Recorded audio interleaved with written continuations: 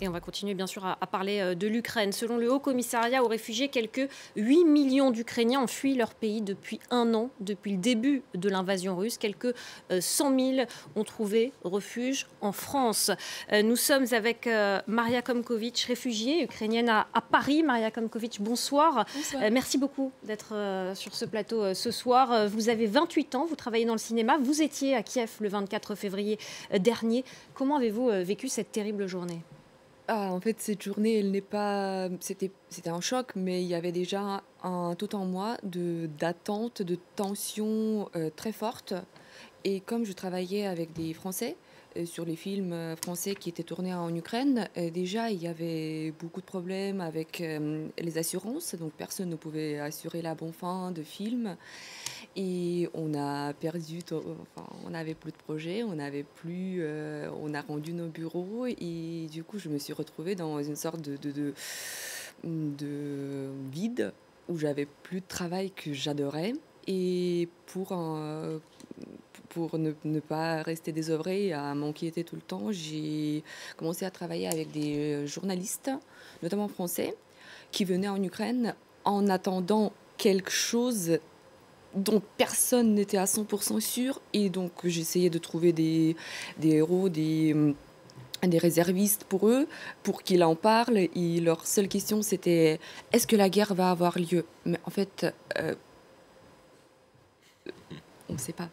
Et du coup, le 23, non, le 22 janvier, j'ai organisé le voyage à Zaporizhia d'un groupe de journalistes français aussi. Moi, je leur ai dit sincèrement que moi, j'ai peur d'y aller et que je ne pourrais pas, mais j'ai pris les billets d'avion pour eux, pardon, de train. Et donc ils sont partis. Et le 24, quand je me réveille, c'était une des premières pensées, parce que c'est toujours très paradoxal. Tu dis, oh non, mais pourquoi je les ai envoyés, comme si c'était de ma faute. Mais finalement, bon, tout s'est bien passé avec eux. Mais moi, je me suis réveillée chez moi. C'est ma copine qui m'a appelée. Moi, j'ai pas entendu les premières explosions. Et bah, après, on était tous pareils. On a commencé à... C'était très organisationnel parce qu'on devait juste comprendre comment et quel pas faire juste pour traverser cette journée. Et du coup, on a commencé à... On avait déjà nos petits sacs d'urgence déjà prêts parce que les autorités ukrainiennes prévenaient quand même les gens d'être prêts à toutes sortes de situations.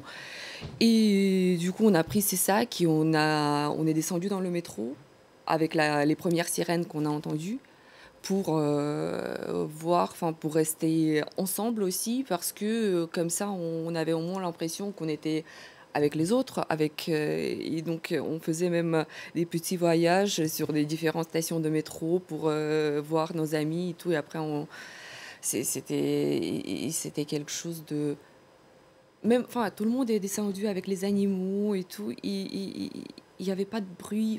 Il y avait pas de. Ça ressemblait pas à l'enfer. Ça ressemblait à quelque chose qui nous a tous réunis.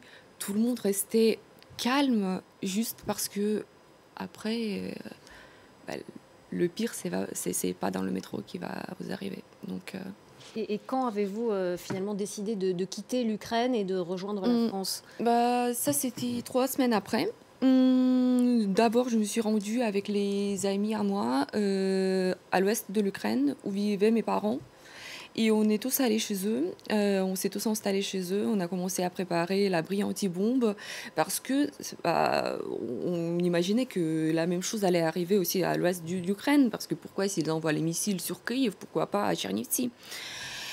Et on a commencé à tout préparer et pendant une semaine où on était très occupés à organiser cette sorte de nouvelle vie, ça allait plus ou moins et on était tout le temps accrochés à nos téléphones, on lisait toutes les actualités possibles, impossibles. La moitié c'était faux, la moitié c'était vrai, mais décrit d'une manière très étrange. Donc on était toujours, on était bourré d'informations très, oui, très étrange. Et après, quand on s'est calmé, juste parce qu'il n'y avait pas de bombes à l'ouest de l'Ukraine, on est arrivé à plus ou moins organiser la vie. Et j'ai compris que je sais pas quoi faire. Et c'était une sorte de dépression.